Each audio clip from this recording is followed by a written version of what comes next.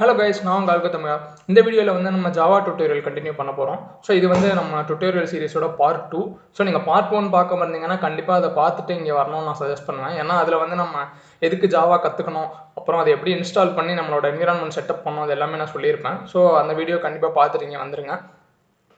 இந்த வீடியோவில் நம்ம ஃபஸ்ட்டு என்ன பார்க்க போகிறோம் அப்படின்னா, ஒரு ஜென்ரலான பேசிக்கான ஒரு ஜாவா ப்ரோக்ராம் எப்படி இருக்கும், அதோட ஸ்ட்ரக்சர் என்ன, அதோட பேசிக்கான கான்செப்ட்ஸ் என்ன, அதோட எப்படி நம்ம கம்பைல் பண்ணலாம், எப்படி எக்ஸிக்யூட் பண்ண போகிறோம், அதுக்கு பின்னாடி இருக்கிற கான்செப்ட்ஸ்லாம் என்ன அப்படின்ற சிம்பிளான விஷயம்லாம் நம்ம பார்க்க போகிறோம். ஸோ நான் ஆல்ரெடி சொன்ன மாதிரி இந்த சீரீஸ் வந்து பேசிக்லேருந்து ஆரம்பித்து ஸ்டெப் பை ஸ்டெப்பாக அட்வான்ஸ்டாக போகுது. ஸோ நான் எல்லா விஷயத்தையுமே இன் டீட்டெயிலாக கவர் பண்ணணும் அப்படின்ட்டு இருக்கேன். ஸோ அதனால தான் ஒவ்வொரு விஷயமே நான் டீட்டெயிலாக இந்த வீடியோஸ் போட போகிறேன். ஸோ நீங்களும் இன்ட்ரெஸ்டிங்காக வெயிட் பண்ணுவீங்க அப்படின்னு நான் எதிர்பார்க்குறேன். ஸோ வாங்க வீடியோக்குள்ளே போயிடலாம். ஓகே, முதல் விஷயம் வந்து நம்ம நார்மலாக ஜாவாக்கும் மற்ற ப்ரோக்ராமிங் லாங்குவேஜஸ்க்கும் ஒரு பெரிய டிஃப்ரென்ஸ் இருக்குது. ஓகேவா? ஸோ அது நம்ம என்ன அப்படின்னு முதல்ல பார்த்துடலாம். ஸோ ஃபார் எக்ஸாம்பிள் நம்ம ஒரு ஜாவா ப்ரோக்ராம் எடுத்துப்போம். ஓகேவா? ஸோ இங்கே ஒரு சாம்பிள் டாட் ஜாவா அப்படின்னு ஒரு ப்ரோக்ராம் எடுத்துகிட்டு இருக்கேன். அதை வந்து நம்ம ஃபஸ்ட்டு கம்பைல் பண்ணுவோம். ஓகேவா? ஸோ ஜாவாசி அப்படின்னு யூஸ் பண்ணி கம்பைல் பண்ணுவோம். இந்த மாதிரி ஜாவாசி யூஸ் பண்ணி கம்பைல் பண்ணும்போது நமக்கு என்ன ரிசல்ட் வரும்னு பார்த்தீங்கன்னா பைட் கோட் அப்படின்னு சொல்லுவாங்க. அதாவது பைட் கோட் அப்படின்ற ஒரு ரிசல்ட் வந்து நமக்கு வரும். அது வந்து எப்படி இருக்கும்னா, நார்மலாக ஹியூமன்ஸால் படிக்க முடியாது, ஆனால் மிஷினுக்கு வந்து புரிகிற மாதிரி இருக்கும். ஓகேவா? ஸோ அது வந்து பைட் கோட் அப்படின்னு வரும். இதுக்கப்புறம் என்ன நடக்கும் அப்படின்னா, இந்த பைட் கோடை எடுத்து ஜாவா விர்ச்சுவல் மிஷின், அதாவது ஜேவிஎம் அப்படின்ற ஒரு விஷயம் என்ன பண்ணோம்னா, இந்த பைட் கோடை எடுத்து மிஷின் ரீடபிள் இன்ஸ்ட்ரக்ஷன்ஸாக மாற்றிடும். அதாவது சிபியூக்கு புரிகிற மாதிரி சில இன்ஸ்ட்ரக்ஷன்ஸாக மாற்றிடும். ஸோ இது வந்து ஒரு ஜாவா ப்ரோக்ராமோட லைஃப் சைக்கிளில் முக்கியமான 2 ஸ்டெப்பு. ஓகே, இது எதுக்கு நீ பெருசாக இப்போ சொல்கிற அப்படின்னு கேட்டிங்கன்னா, மற்ற ப்ரோக்ராமிங் லாங்குவேஜ் என்ன பண்ணுது அப்படின்றதையும் நம்ம பார்த்துடலாம். இதுவே மற்ற ப்ரோக்ராமிங் லாங்குவேஜ் நீங்கள் எடுத்துக்கிட்டிங்கன்னா, இப்போ ஃபார் எக்ஸாம்பிள் சாம்பிள் டாட் ஜாவான்னு எடுத்துக்காமல் இது ஒரு சி ப்ரோக்ராம் இல்லை C++ ப்ரோக்ராம் எடுத்துக்கோங்க. ஸோ சாம்பிள் டாட் C++ அப்படின்னு இமேஜின் பண்ணிக்கோங்க. அங்கே என்ன நடக்கும் அப்படின்னா, டைரெக்டாக நீங்கள் கம்பைல் பண்ணும்போது நடுவில் இந்த பைட் கோடுன்னு ஒரு ஸ்டெப்பே இல்லாமல் டைரெக்டாக மிஷின் ரீடபிள் இன்ஸ்ட்ரக்ஷன், அதாவது 0s and 1s மாறிட போகுது. இதுக்கும் நம்ம ஜாவா, அதாவது ஜாவாவில் பைட் கோடாக மாறிட்டு அதுக்கப்புறம் மிஷின் ரீடபிள் இன்ஸ்ட்ரக்ஷனாக மாறுது இல்லையா, அதுக்கும் இதுக்கும் என்ன டிஃபரன்ஸ் அப்படின்னு பார்த்தோம்னா, ஜாவா வந்து எந்த பிளாட்ஃபார்மில் வேணால் நீங்கள் இண்டிபெண்ட்டாக ரன் பண்ணலாம். ஃபார் எக்ஸாம்பிள் நீங்கள் விண்டோஸ் யூஸராக கூட இருக்கலாம், இல்லை மேக் யூஸராக இருக்கலாம், இல்லை லினக்ஸ் யூஸராக இருக்கலாம். எந்த யூஸராக இருந்தாலுமே ஒரு ஜாவா ப்ரோக்ராம் வந்து நீங்கள் அந்த பிளாட்ஃபார்ம் பற்றி கவலைப்பட தேவையே இல்லை. ஏன் அப்படின்னு பார்த்தீங்கன்னா, அங்கே தான் இந்த பைட் கோடு நமக்கு தேவைப்படுது. ஸோ இந்த கடைசியாக மிஷின் ரீடபிள் இன்ஸ்ட்ரக்ஷன் அப்படின்னு ஒன்று மாத்திரம் இல்லையா, இது வந்து நம்ம பிளாட்ஃபார்ம் டிபெண்ட். அதாவது ஒவ்வொரு பிளாட்ஃபார்முக்கும் ஒவ்வொரு மாதிரி இருக்கும். நீங்கள் ஒரே சோர்ஸ் ப்ரோக்ராம் தான் விண்டோஸ்லையும் டைப் பண்ணுறீங்க, அதே ப்ரோக்ராம் தான் மேக்லையும் டைப் பண்ணுறீங்கன்னு வச்சுப்போம். ஆனால் கடைசியாக கிரியேட் ஆகிற இந்த மிஷின் ரீடபிள் இன்ஸ்ட்ரக்ஷன் அப்படின்னு இருக்கு இல்லையா, அந்த 0s and 1s ஆனது, இது வந்து சோர்ஸ் வந்து ஒரே ப்ரோக்ராமாக இருந்தாலும் உங்களோட பிளாட்ஃபார்முக்கு ஏற்ற மாதிரி வேறு வேறு அவுட்புட்டாக வரும். அதாவது நீங்கள் விண்டோஸாக இருந்தீங்கன்னா உங்களோட மிஷின் ரீடபிள் இன்ஸ்ட்ரக்ஷன் வேறு மாதிரி இருக்கும், நீங்கள் மேக்காக இருந்தீங்கன்னா உங்களோட இன்ஸ்ட்ரக்ஷன் அப்படியே வேறு மாதிரி இருக்கும். ஸோ இந்த மிஷின் ரீடபிள் இன்ஸ்ட்ரக்ஷன் ஒரு பிளாட்ஃபார்மில் வேலை செய்யறது இன்னொரு பிளாட்ஃபார்மில் வேலை செய்யாது. ஸோ அதனால் என்ன ப்ராப்ளம் வரும், மற்ற லாங்குவேஜஸாக இருந்தால் ஒரு பிளாட்ஃபார்முக்கு ஏற்ற மாதிரி நீங்கள் திரும்பி அந்த பிளாட்ஃபார்மில் அந்த ப்ரோக்ராமை டைப் பண்ணி கம்பைல் பண்ணுற மாதிரி இருக்கும். கரெக்டாக? ஆனால் ஜாவாவில் வந்து அந்த ப்ராப்ளம் இல்லை. ஏன்னு கேட்டிங்கன்னா, ஜாவாவில் நடுவில் ஒரு ஸ்டெப் இருக்கு இல்லையா, நம்ம பார்த்தோம் இல்லையா, பைட் கோட் அப்படின்னு ஒன்று கிரியேட் பண்ணுது. இந்த பைட் கோட் வந்து நம்ம பிளாட்ஃபார்முக்கும் இந்த பைட் கோடுக்கும் சம்மந்தமே கிடையாது. அதாவது ஒரே பைட் கோடு வந்து நீங்கள் விண்டோஸ்லையும் யூஸ் பண்ணலாம், மேக்லையும் யூஸ் பண்ணலாம். ஸோ அதனால என்ன ஆகுது அப்படின்னா, நீங்கள் இந்த ஒரே ஜாவா ப்ரோக்ராமை நீங்கள் வேறு வேறு பிளாட்ஃபார்மில் கோடை திரும்பி டைப் பண்ணணும்னு அவசியமே இல்லை. இந்த பைட் கோடு மட்டும் இருந்தாலே போதும். இதை வச்சு நீங்கள் எந்த பிளாட்ஃபார்மில் வேணால் இந்த ஜாவா விர்ச்சுவல் மிஷின் யூஸ் பண்ணி எக்ஸிக்யூட் பண்ணி அந்த பிளாட்ஃபார்முக்கு ஏற்ற மிஷின் ரீடபிள் இன்ஸ்ட்ரக்ஷனாக மாற்றிக்கலாம். ஸோ இதனால தான் ஜாவா வந்து பிளாட்ஃபார்ம் இண்டிபெண்டன்ட் லாங்குவேஜாக இருக்குது. ரொம்பவே ஒரு யூஸ்ஃபுல்லான ஃபீச்சர் வந்து இது. ஸோ இது வந்து உங்களுக்கு புரிஞ்சிருக்கும் அப்படின்னு நினைக்கிறேன். ஸோ இது நான் எதுக்கு சொல்லணும்னு நினச்சேன்னா, ஜாவாவோட நீங்கள் எதுக்கு ஜாவா கற்றுக்கணும் அப்படின்றத தாண்டி ப்ராக்டிக்கலாக அதை ஏன் எல்லோரும் யூஸ் பண்ணுறாங்க, ஏன் ரொம்பவே சக்ஸஸ்ஃபுல்லாக இருக்குன்றதுக்கு இது ரொம்பவே முக்கியமான ஒரு காரணம். ஸோ இப்போ வந்து நம்ம ப்ரோக்ராமிங்குள்ளே போயிடலாம். இந்த ப்ரோக்ராமிங் வந்து நீங்கள் என்னென்ன டூல்ஸ் யூஸ் பண்ணணும் அப்படின்னு பார்த்தீங்கன்னா, ஆல்ரெடி நான் சொன்ன மாதிரி பார்ட் 1ல் எப்படி அந்த ஜாவா இன்ஸ்டால் பண்ணி செட்டப் பண்ணி சக்ஸஸ்ஃபுல்லாக ரன் பண்ண வைக்கிறதுலாம் நம்ம பார்த்துட்டோம். இதுக்கு ஒரு எடிட்டர் நமக்கு தேவை இல்லையா, அதை ப்ரோக்ராம் டைப் பண்ணுறதுக்கு ஒரு எடிட்டர் தேவைப்படும் இல்லையா, அதை பொறுத்த வரைக்கும் நீங்கள் கவலையே பட தேவையில்ல. எந்த எடிட்டர் வேணால் ஒர்க் ஆகும், ப்ரொவைடட் நீங்கள் அந்த வீடியோவில் உள்ள மாதிரி இன்ஸ்டால் பண்ணி செட் பண்ணிட்டீங்கன்னா எந்த எடிட்டரில் வேணால் நீங்கள் உங்களோட ஜாவா ப்ரோக்ராமை டைப் பண்ணிக்கலாம். அது சிம்பிளாக நோட் பேடாக கூட இருக்கலாம், இல்லை ஏதாச்சும் நீங்கள் எக்லிப்ஸ் மாதிரி டவுன்லோட் பண்ணுறதுனா பண்ணிக்கலாம், எது வேணால் சூட் ஆகும். ஸோ இந்த இடத்துல நான் என்ன பண்ணுறேன்னா விஷுவல் ஸ்டுடியோ கோட், அதாவது விஎஸ் கோட் அப்படின்னு ஒரு எடிட்டர் டவுன்லோட் பண்ணியிருக்கேன். ஸோ நீங்களும் விஎஸ் கோட் டவுன்லோட் பண்ணி என் கூட அப்படியே ஃபாலோ பண்ணணும்னு நினச்சிங்கன்னா இந்த மாதிரி கூகுளில் போய் விஷுவல் ஸ்டுடியோ கோட் டவுன்லோட் அப்படின்னு போட்டிங்கன்னா டேரெக்டாக லிங்க் வந்துடும். இது ரொம்பவே சிம்பிள் தான். உள்ளே போய் டவுன்லோட் பண்ணிங்கன்னா அந்த எடிட்டர் டவுன்லோட் ஆகிட போகுது. ஸோ இன்ஸ்டால் பண்ணிட்டு நீங்கள் அப்படியே என் கூட ஃபாலோ பண்ணலாம். ஆனால் நான் சொன்ன மாதிரி இது நீங்கள் அதுதான் யூஸ் பண்ணணும்னு அவசியமே கிடையாது. சாதாரண நோட் பேடில் கூட நீங்கள் டைப் பண்ணி ரன் பண்ண வைக்கலாம். ஓகே, ஸோ இப்போ நான் சொன்ன எடிட்டருக்குள்ளே வந்துட்டேன், விஷுவல் ஸ்டுடியோ கோட்குள்ளே இருக்கேன். ஸோ முதல்ல நான் என்ன பண்ண போகிறேன்னா ஒரு ஃபைல் கிரியேட் பண்ணிக்கிறேன். ஸோ இதுக்கு நம்ம நேம் கொடுப்போம். ஸோ இதுதான் நம்மளோட ஃபர்ஸ்ட் ப்ரோக்ராம் அப்படின்றதுனால நேமே ஃபர்ஸ்ட் ப்ரோக்ராம் அப்படின்னு கொடுத்துக்கிறேன். இன்னொன்று பார்த்தீங்கன்னா எல்லா ஜாவா ப்ரோக்ராமுமே .java அப்படின்ற எக்ஸ்டென்ஷனோட தான் வரப்போகுது. ஸோ நீங்கள் ப்ரோக்ராம் நேம் .java அப்படின்னு கொடுத்துக்கோங்க. ஓகே, ஸோ இப்போ நம்ம ஃபைல் கிரியேட் ஆகிடுச்சு. இப்போ பேசிக்காக ஒரு ஜாவா ப்ரோக்ராமில் என்னென்னலாம் இருக்கும் அப்படின்றத பார்த்துடலாம். ஸோ முதல்ல நான் சிம்பிளாக ஸ்டார்ட் பண்ணுறேன். ஃபஸ்ட் டைம் நீங்கள் பார்க்குறீங்க அப்படின்னா இந்த வார்த்தைலாம் புரியலன்னா ஒன்றும் கவலைப்படாதீங்க, ரொம்பவே நேச்சுரல் தான் அது. ஸோ நம்ம படிப்படியாக வீடியோஸ்க்கு போக போக நீங்கள் ரொம்பவே எல்லாமே உங்களுக்கு ஈஸியாக புரிய போகுது. எல்லாமே நம்ம அடுத்தடுத்து பார்க்க போகிறோம்.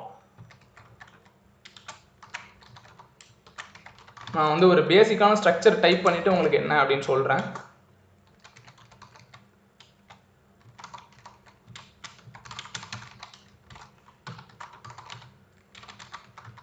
ஓகே,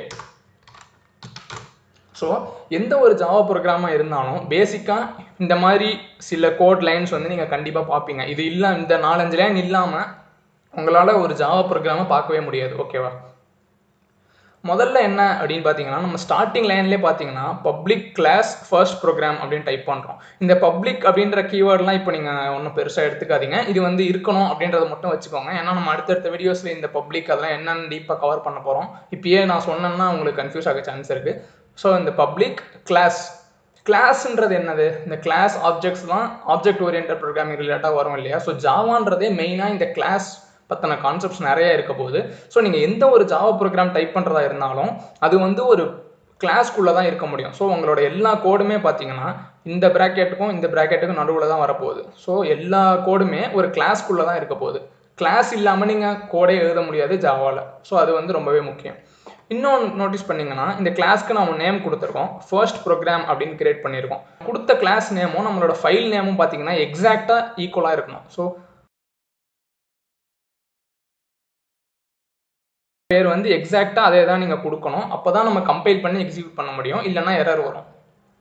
ஓகே, ஸோ இது ரொம்பவே முக்கியமான ஒரு விஷயம். ஸோ இப்போ என் ஃபைல் நேம் a.java அப்படின்னு இருக்குன்னா நம்ம கிளாஸோட பேர் வெறுமை a அப்படின்னு இருக்கும்.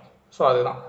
ஓகே, ஸோ நான் சொன்ன மாதிரி எல்லா கோடுமே இந்த கிளாஸ்க்குள்ளே தான் வரப்போகுது. இந்த கிளாஸ் அப்படின்றதெல்லாமல் நம்ம அடுத்து அதுக்குன்னே தனித்தனி வீடியோஸில் டீட்டெயில்டாக நான் கவர் பண்ண போகிறேன். ஸோ இது ஒரு பேசிக் ஐடியாக்காக. ஓகேவா? ஸோ உள்ளே பார்த்தீங்கன்னா இப்போதைக்கு ஒரே ஒரு ஃபங்க்ஷன் இருக்குது, மெயின் ஃபங்க்ஷன். இந்த மெயின் ஃபங்க்ஷன் அப்படின்றது பேர்லேயே உங்களுக்கு தெரியும், ரொம்பவே மெயினான ஒரு ஃபங்க்ஷனு. இது எல்லா ஜாவா ப்ரோக்ராம்லையும் கண்டிப்பாக இருந்தே ஆகணும். நம்ம ப்ரோக்ராமோட ஸ்டார்டிங் எக்ஸிக்யூஷன் பாயிண்ட்டே இந்த மெயின் ஃபங்க்ஷன் தான். ஓகேவா? ஸோ அதை மட்டும் நீங்கள் மைண்டில் ஞாபகம் வச்சுக்கோங்க. அதே மாதிரி இந்த பப்ளிக் ஸ்டாட்டிக் அப்படின்றதெல்லாம் இப்போ கவலைப்படாதீங்க, ஜென்ரலாக இப்படி தான் இருக்கும்னு நீங்கள் வச்சுக்கோங்க. நம்ம அடுத்து கண்டிப்பாக பார்க்கலாம். இந்த வாய்ட் அப்படின்றது என்ன குறிக்குதுன்னா ஒரு ஃபங்க்ஷனோட ரிட்டர்ன் டைப், அதாவது அது என்ன ரிட்டர்ன் பண்ண போது, ஒரு நம்பர் ரிட்டர்ன் பண்ண போதா இல்லை ஒரு ஸ்ட்ரிங் ரிட்டர்ன் பண்ண போதா, அது மாதிரி. ஸோ இப்போ வாய்டுன்னா என்ன அர்த்தம்னா எதுவுமே ரிட்டர்ன் பண்ணாதுன்னு அர்த்தம். ஸோ இது இல்லாமல் நம்ம அடுத்து பார்க்க போகிறோம். அப்புறம் ஃபங்க்ஷன் நேம் மெயின். இது நீங்கள் நம்ம இஷ்டத்துக்கு பேர் மாற்றிக்க முடியாது, எப்போவுமே மெயின் அப்படின்னு தான் இருக்க போகுது.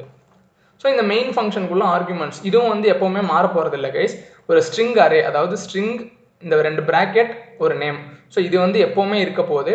நம்ம யூஸ் பண்ணுறோமோ பண்ணலையோ இது இருக்க போகுது. ஸோ இதுதான் ஒரு பேசிக் ஸ்ட்ரக்சர். இப்போ நம்மளுக்கு தேவையான ஃபங்க்ஷனாலிட்டி எல்லாமே இந்த ப்ராக்கெட்குள்ளே நம்ம வேணுங்கிறத டைப் பண்ணிக்கலாம். இப்போ நம்ம பார்க்க போகிற எல்லா டுட்டோரியல்ஸ்லையுமே இதுக்குள்ளே நம்ம கோடு ஃபில் பண்ணி என்னென்னலாம் பண்ணலாம் அப்படின்றதான் பார்க்க போகிறோம். ஓகேவா? இது நம்மளோட ஃபர்ஸ்ட் ப்ரோக்ராம் அப்படின்றதுனால நான் ரொம்பவே சிம்பிளான ஒரு ஃபங்க்ஷனாலிட்டி ஆட் பண்ணிக்கிறேன். system.out.println என்ன டைப் பண்ணலாம் guys? my first java program. ஓகேவா? System dot out dot println அப்படின்றதும் நம்ம அடுத்த ஃபங்க்ஷன்ஸ்லாம் பற்றி பார்க்கும்போது நம்ம பார்க்க போகிறோம். ஸோ இது இப்போதைக்கு பேசிக்காக என்னன்னு கேட்டிங்கன்னா, எதாச்சும் நீங்கள் ஸ்க்ரீனில் பிரிண்ட் பண்ணணும் அப்படின்னு நினச்சிங்கன்னா இந்த system dot out dot println போட்டு நீங்கள் என்ன பிரிண்ட் பண்ணணும்னு நினைக்கிறீங்களோ அதை இதுக்குள்ளே கொடுத்துக்கலாம். இன்னொன்று நோட்டீஸ் பண்ணிங்கன்னா உங்களோட ப்ரோக்ராம் ஸ்டேட்மெண்ட்ஸ்லாம் வந்து ஜாவாவில் ஒரு செமிகோலனோட என் பண்ணணும். இது வந்து டெர்மினேட்டர் அப்படின்னு சொல்லுவாங்க. செமிகோலன் இல்லாமல் போட்டிங்கன்னா உங்களுக்கு எரர் வரும். ஸோ ஒரு லைன் முடிஞ்சிடுச்சு அப்படின்னா நீங்கள் செமிகோலன் வச்சு என் பண்ணிக்கணும் ப்ரோக்ராம் ஸ்டேட்மெண்ட்ஸ்க்கு. ஓகே, ஸோ இப்போ வந்து ஒரு பேசிக்கான ப்ரோக்ராம் நம்ம கையில் இருக்குது. இதை எப்படி கம்பைல் பண்ணி எக்ஸிக்யூட் பண்ணலாம் அப்படின்றதையும் நம்ம பார்த்துடலாம். நீங்கள் நார்மலாக உங்களோட கமாண்ட் ப்ராம்ப்ட்குள்ளே போய் கூட அந்த இடத்துக்கு உள்ளே போய் எக்ஸிக்யூட் பண்ணிக்கலாம். பட் நம்ம ஒவ்வொரு தடவையும் எடிட்டர்லேருந்து கமாண்ட் ப்ராம்ப்ட்டுக்கு போக வேணாம் அப்படின்றனால கொஞ்சம் ஈஸியாக இருக்கணுன்றதுனால இந்த விஎஸ் கோடுக்குள்ளேயே டெர்மினல் அப்படின்னு மேலே ஒரு ஆப்ஷன் இருக்கும். ஸோ அதை கிளிக் பண்ணி நியூ டெர்மினல்னு போட்டிங்கன்னா உங்களுக்கு கமாண்ட் ப்ராம்ப்ட்டில் வர அதே டெர்மினல் இந்த இடத்துல கீழே வந்துடும். ஸோ நீங்கள் ஒவ்வொரு தடவையும் வெளியில் போய் எக்ஸிக்யூட் பண்ணணும்னு அவசியமே இல்லை, இங்கேயே நீங்கள் செக் பண்ணி பார்த்துக்கலாம். ஸோ முதல்ல நம்ம பார்த்த மாதிரி ஃபர்ஸ்ட் ஸ்டெப் வந்து நம்ம ப்ரோக்ராமை கம்பைல் பண்ணணும். ஸோ அது எப்படி பண்ண போகிறோம்னா ஜாவா சி, அதாவது ஜாவா சின்னு ஒரு கீவேர்டு, சின்றது கம்பைலர். ஸோ ஜாவா கம்பைலர் நம்ம ப்ரோக்ராம் நேமை அப்படியே கொடுக்கணும், ஸ்பெல்லிங் மிஸ்டேக் இல்லாமல். So first program dot Java அப்படின்னு கொடுத்துக்கோங்க, என்டர் போடுங்க. ஸோ இந்த இடத்துல நமக்கு எதுவும் எரர் வரல அப்படின்னா நம்ம ப்ரோக்ராம் வந்து சக்ஸஸ்ஃபுல்லாக கம்பைல் ஆகிடுச்சுன்னு அர்த்தம். கம்பைல் ஆகுறது அப்படின்னா என்ன, நம்ம ப்ரோக்ராமை வந்து ஃபுல்லாக ஒரு தடவை அந்த கம்பைலர் ரீட் பண்ணி பார்க்கும், எதுவும் சின்டெக்ஸ் எரர்லாம் இல்லை. இன்கேஸ் இங்கே நீங்கள் செமிகோலன் போடாமல் இருந்தீங்க அப்படின்னா நான் உங்களுக்கு பண்ணி காமிக்கிறேன் பாருங்க. செமிகோலன் போடாமல் இருக்கேன். ஸோ திரும்பி ஜாவா சி அந்த ப்ரோக்ராம் டாட் ஜாவான்னு கொடுக்குறேன். ஸோ பார்த்தீங்களா எரர்னு வருது, செமிகோலன் எக்ஸ்பெக்டட் அப்படின்னு சொல்லுது. ஸோ இந்த மாதிரி எரர்ஸ்லாம் இல்லாமல் இருக்கா அப்படின்னு செக் பண்ணுறது தான் இந்த கம்பைலர். ஸோ திரும்பி ஒரு தடவை கம்பைல் பண்ணிடுறேன். ஓகே, ஸோ எரர் இல்லாமல் கம்பைல் ஆகுது. அடுத்து என்ன, கம்பைல் ஆகிடுச்சு, ப்ரோக்ராம் கரெக்டாக இருக்குன்னு சொல்லிடுச்சு. இப்போ எக்ஸிக்யூட் பண்ணி அவுட்புட்டை நம்ம பார்க்கணும். ஓகே, அதுக்கு என்ன பண்ணணும்னா வெறும ஜாவா அப்படின்னு டைப் பண்ணுங்கள். நம்ம ப்ரோக்ராமோட நேம் ஃபர்ஸ்ட் ப்ரோக்ராம், ஆனால் டாட் ஜாவா அப்படின்றது தேவையில்லை. வெறும ஜாவா நம்ம ப்ரோக்ராமோட நேம் ஃபர்ஸ்ட் ப்ரோக்ராம் டாட் ஜாவான்னு போடாமல். ஸோ இப்போ என்டர் பண்ணலாம். ஓகே கைஸ், நீங்கள் பார்த்தீங்களா நம்ம என்ன பார்க்கணும்னு நினச்சோமோ அதை பார்க்க முடியுது. So my first Java program நம்ம இங்கே என்ன கொடுத்தோமோ அது அப்படியே நமக்கு ரிசல்ட்டாக பிரிண்ட் ஆகுது. ஸோ இதுதான் ஒரு பேசிக்கான ஜாவா ப்ரோக்ராம். இந்த வீடியோ நான் எதுக்கு போகணும்னு நினச்சேன்னா, நீங்கள் எடுத்த உடனே நிறைய கான்செப்ட்ஸ்லாம் ஆரம்பித்தா கன்ஃபியூஸ் ஆகிறதுக்கு சான்ஸ் இருக்குது. ஸோ முதல்ல உங்களை நீங்களே இந்த ஜாவாவோட ப்ரோக்ராம் வந்து இப்படி தான் இருக்கும், இந்த ஸ்ட்ரக்சர்லாம் நம்ம இப்படி தான் இருக்கும் அப்படின்றத நீங்களே கொஞ்சம் ப்ராக்டிஸ் பண்ணிக்கிட்டீங்கன்னா அடுத்தடுத்து நம்ம இன்னும் டீப்பாக அட்வான்ஸ்டான கான்செப்ட்ஸ்லாம் போகும்போது இந்த மாதிரி பேசிக்கான விஷயம்லாம் உங்களை நடுவில் கன்ஃபியூஸ் பண்ணாமல் இருக்காது. ஸோ அதுக்காக தான் நான் இதுக்குன்னு தனியாக ஒரு வீடியோ போடணும் அப்படின்னு நினச்சேன். ஸோ இப்போ வந்து நான் உங்களுக்கு ஒரு சேலஞ்ச் மாதிரி கொடுக்குறேன். ஸோ நீங்கள் ஃபர்ஸ்ட் 2 வீடியோஸ் பார்த்துருக்கீங்க அப்படின்னா நீங்களே ஒரு ப்ரோக்ராம் க்ரியேட் பண்ணுங்கள். அந்த ப்ரோக்ராம் என்ன பண்ணணும் அப்படின்னா அதை எக்ஸிக்யூட் பண்ணும்போது ஸ்க்ரீனில் என்ன பிரிண்ட் ஆகணும் அப்படின்னா ஐ ஆம் அ ஜாவா டெவலப்பர் அப்படின்னு பிரிண்ட் பண்ணணும். ஸோ திரும்பி சொல்கிறேன், ஐ ஆம் அ ஜாவா டெவலப்பர் அப்படின்னு பிரிண்ட் பண்ணுற மாதிரி ஒரு ப்ரோக்ராம் வந்து நீங்கள் ட்ரை பண்ணுங்கள். இது வந்து என்னோட சேலஞ்ச் என்னோட வியூவர்ஸுக்கு. ஸோ யாரெல்லாம் ட்ரை பண்ணி உங்களால் ப்ரோக்ராம் பண்ண முடிஞ்சுது அப்படின்றத நீங்கள் கமெண்ட்டில் சொல்லுங்கள். ஸோ அதை நான் பின் பண்ணி விட்றேன். ஸோ இது வந்து ஒரு பேசிக் ஸ்ட்ரக்சர் அண்ட் பேசிக் கான்செப்ட்ஸ்க்கான வீடியோ. ஸோ நான் அடுத்த வந்து ஒவ்வொரு டாப்பிக்காக உள்ளே போய் டீட்டெயில்டாக நம்ம அடுத்தடுத்த வீடியோஸ்லேருந்து பார்க்க போகிறோம். ஸோ கண்டிப்பாக என்ன மாதிரியே நீங்களும் ஆர்வமாக வெயிட் பண்ணுவீங்க அப்படின்னு நினைக்கிறேன். ஓகே கைஸ், இதே மாதிரி சூப்பரான வீடியோவில் பார்க்குற வரைக்கும் வட்டா நண்பா.